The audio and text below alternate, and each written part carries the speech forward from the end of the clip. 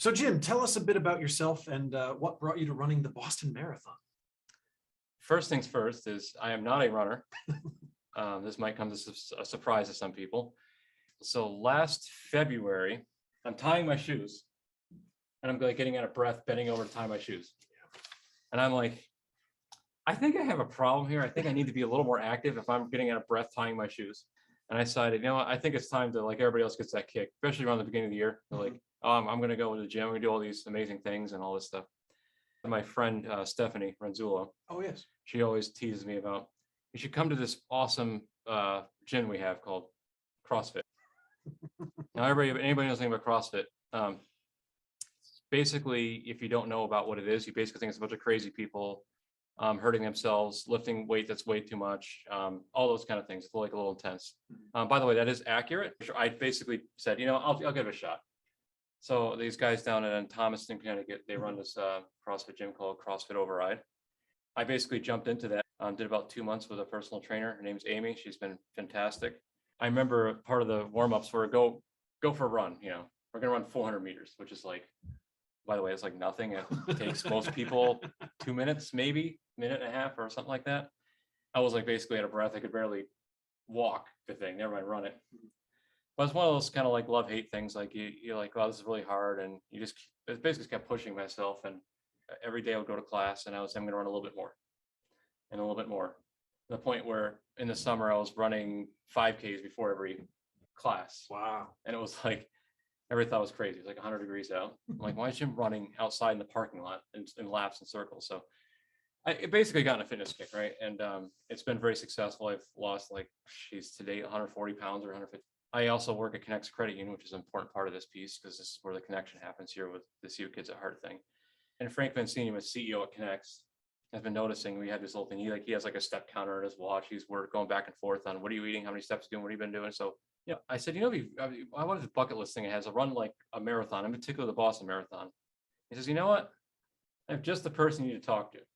Who we're going to be speaking to next, Jane. He's been good friends with her for many years. She's the CEO of East Core. This program, the CEO Credit Union Kids at Heart, is a really phenomenal program. They do a lot for the Boston Children's Hospital in some very specific research areas. And that's basically how I got the opportunity to do this. And it's been quite an experience. That's a tremendous story. I love it. And Jane, since Jim brought you up, can you tell me, or tell us really, a little bit about Credit Union Kids at Heart? When did it start? What is the mission? What makes this organization different from other charitable groups? We started in 1996, and I had gone to 6 credit unions. And at the time, I said I wanted to do a community activity, and would 6 CEOs help me out with it? And of course, they said yes. And trying to figure out, you know, which charity would really make the most sense. What could, 6 CEOs, well, 7 at the time, agree to something? And so it worked out that I mentioned Boston Children's Hospital. We went in, we had a meeting with the hospital, and that's how we got kicked off. Since then, we've raised over $8 million. Why is this a little bit different than a lot of other charities? Number one, we do not take any operating expenses out of the money that we raise. And what we decided to do was to raise money for research. And I had the opportunity of meeting some of the patient partner families that have been helped at the hospital. And the hospital had said to me, look, we can get some bibs for the marathon. And I love Jim's story because the last thing I would be doing is running a marathon. In fact, I said, what am I going to do with these bibs? Anyhow, I don't understand. And they explained that, we might be able to raise money. And of course we have. So what we do is we try to pair a runner and with a patient partner that's been helped at Boston Children's Hospital. And we've raised, like I said, over $8 million. And the money that we've raised is going to some specific pediatric research. And we decided to do that.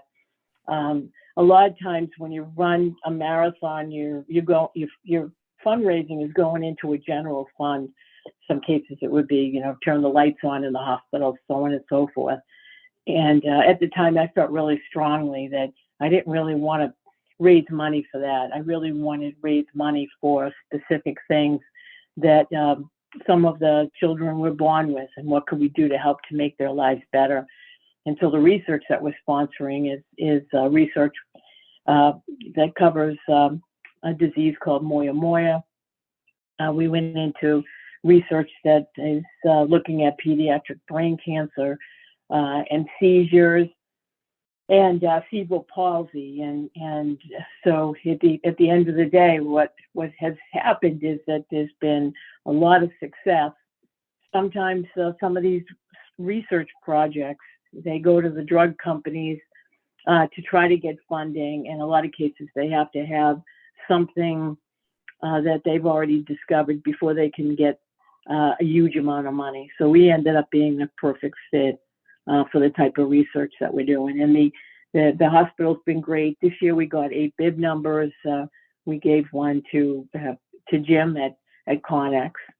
And Thank you for that. and I think that's kind of what's made us a little bit different. A lot of people give money, they get asked to make donations, and later they hear 50% of their money is not going to what they thought it was going to go to. So I think our group is unique. We've grown today to over 70 credit unions and sponsors that help us raise money for Boston children. That's amazing. And it's like you said, it's so wonderful that you've arranged it that all the money you raise actually goes towards the cause you're trying to help. So hats off to you and your various credit union partners on that one. Thank you.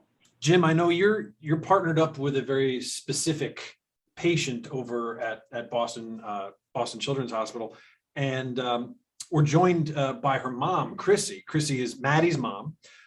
Maddie, like I said, is the patient partner that you have, and Maddie, I believe it's been Maddie that's been part of the Credit Union Kids at Heart team since 2014. Yeah.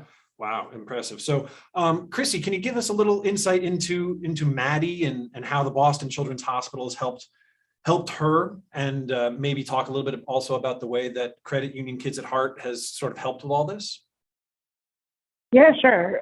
So Maddie was born in 2010. She was born a little early, but she was perfectly healthy at birth. And when she was about 2 months old, she developed a low-grade fever and was taken to Children's Hospital after being in a local hospital and being diagnosed with meningitis. So Maddie's meningitis caused her, the swelling in her brain caused her to have strokes, which led to lifelong effects from those strokes. So she has a form of cerebral palsy. So some of the things that can happen with cerebral palsy, usually it happens either before birth or during birth, but sometimes they consider it the same as it happens just after birth. So that was the case with her because she was only 10 weeks old. And so she has damage in her brain that's caused her to, she started walking just before she turned 9. She is still nonverbal at this point. She's now 11. She is still nonverbal, but we're working on trying to figure out ways to communicate with her. She does have seizures, so we're helped at Children's by seeing all sorts of, I think we have 11 specialists at Children's, from neurology, ophthalmology, GI, complex care. I'm trying to think of what some of the other, physiatry, orthopedics. She's helped by so many teams at Children's Hospital, and they've been just so wonderful to us every time we've ever been in there. We've just had such a great experience. Well, it's tremendous to have access to that kind of help for kids struggling with issues like these. It is. We're beyond blessed, and we have 3 kids. So our 2 other children have had care at Children's as well. So my oldest has had surgery on her bladder and on her thumb, and my youngest has had orthopedic issues that she has also been followed by at Children's. So they're absolutely amazing, and it's so nice to have them at our fingertips just a few miles away. And tell us a little bit more about Maddie beyond the condition she's dealing with. You know, what does she enjoy? What brings happiness into her life? We're often told that Maddie looks scary on paper, but when you see her in person, those fears are eased by her smiles and her laughter and her just totally chill personality. She's just the happiest kid in the world. We try to include her in every piece of our life. So we go camping and we go skiing and we go hiking and biking, and we just do all of that. And those are some of her favorite activities. She loves to be the center of attention no matter where we are, and she will scoot her way into the room where everybody is and where the loud noises are and all the hustle and bustle of the busyness of life. She absolutely loves just being the center of attention. Oh, that sounds wonderful. And you mentioned you have 2 other children. Can you tell us a little bit more about them as well? I do, yeah. I have Jordan, who is 13, and she is the most compassionate child you'll ever see. She is Maddie's caretaker, if you will. She loves to cuddle her and just take her and make sure she's part of everything. Today, she had Maddie outside. She got her all dressed and ready to go outside in the snow, and made sure that she went sledding, and she just makes sure that she's such a big part of our daily life. She makes sure that she gets to experience everything. And Peyton is our youngest, who is 7, and she's our little Spitfire who will continuously just run around the house and make Maddie laugh and just make sure that Maddie is always well entertained. Yeah, they're both just amazing kids that I always feared what they'd be missing out on by having a sister like Maddie. And through the last 11 years, we have been proven that they're not missing out on anything. They've gained so much extra. That's a beautiful story. And I imagine that with a child who requires the level of care that Maddie does, it's got to be hard to juggle caring for her, caring for your other children, and also having some sort of professional life. What do you do for a living? How do you make all this work? So luckily, my husband and I have had schedules that have balanced each other out. So my husband is a firefighter paramedic, and he works 24-hour shifts, and I work as a paramedic, and I'm currently in the process of switching my profession to a school-based one so that I'll have the same hours as the girls. I still work as a paramedic 1 night a week, but every other day I'm working with children similar to Maddie in the school district that have high needs. And so currently the way that our schedule works is that basically I get the kids on the bus and off to school, I go to work, and I get out in time to pick up the kids on the days Derek is working. So we've just been blessed to be able to make it work without having to really rely on a lot of other people to help us care for the day-to-day. We do have a big support system that has helped us through it too. We've had a lot of family members that have stepped up and watched the girls when we've needed days off and things like that. Wow, that's amazing. Let me ask you this, sort of a final question relating to Maddie. Why is it that you like having Maddie as part of the Credit Union Kids at Heart team? There's a lot of reasons to that. First and foremost, we're giving back to the hospital that has no doubt saved Maddie's life in the beginning and has continued to treat her so well and make sure that she has everything she needs. There's no doubt that we benefit from Children's Hospital every single day. Why Credit Union Kids at Heart? It goes to two things that research into 2 departments that absolutely have meant a lot to us, and that's cerebral palsy and epilepsy. Maddie has been battling seizures for her the better part of 6 months. Since she was about 6 months old, she's been battling with seizures on and off. And with all the research that can be done, we might be able to find the perfect medication combination or the best treatments that can maybe get rid of those seizures and put an end to that to make it so that she lives a seizure-free life. It would just be absolutely amazing. And the hard work that's going in through the rehab and through the labs and things like that are just absolutely incredible. And, we've been affected in our families by brain cancer, especially recently, that, if we could ever cure that and prevent anybody from going through the trouble. And the same with CP, is if we could ever prevent somebody else from having the life that we have, and not that I would trade it, but man, it would make Maddie's life so much easier if she could just walk and talk and have a typical life. So those are a couple of the big reasons.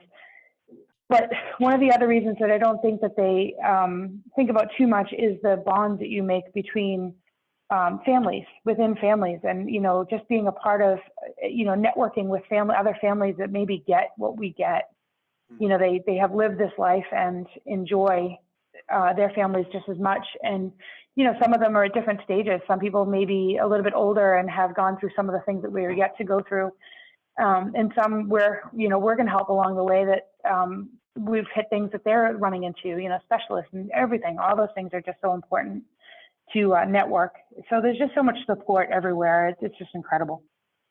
Beautifully said, really beautifully said. Jim, how can we support families like Chrissy and Maddie with the Credit Union Kids at Heart? How can we help, you know, you run your Boston Marathon? So this is a lot of fun actually getting this ready, and I have a lot of great ideas. One of them is we're going to have a few items for people to have a chance to win. We're going to have a few donations from some local businesses. Oh, wonderful. See in the video here that there will be some previews of what these items are. Here at my studio here, JPL Music Services, anybody who comes in, I'm asking for, in lieu of what I normally charge for rate, to make a donation as well. So there's going to be 3 different ways to make donations. You can make a donation directly on the Boston Children's Hospital website, which I'll have a link on there as well. And then we also can take donations to the CU Kids at Heart directly themselves. So all the money goes directly to the same area on behalf of the CU Kids at Heart team and all of us 8 runners that are there. So, and like Jane said, all of this is 100% donated to. There's no administrative fees, anything like that. So I also want to take a second to thank you, Eric, for coming here and doing this interview for me. It's my pleasure, really. Yes. Anything to help out a great cause like this. Yeah.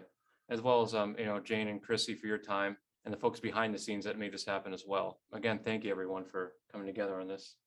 Yeah, you're very welcome. You know, I knew that you had lost weight. I didn't realize how much you have done so well. And it's going to be very exciting on Marathon Day to I be can't there, wait. waiting for you coming up Hereford Street and then finishing the race. It'll be really exciting. Yeah, I can't wait to see Maddie and Christy and everybody and all the other patient partners too. That's going to be the big inspiration when you see all those kids and all those smiling faces and all the excitement. I mean, as you told me, Jane, because I haven't experienced my first one, that's going to be the biggest push when you see all that. You need that extra spark to get you to the end of the race.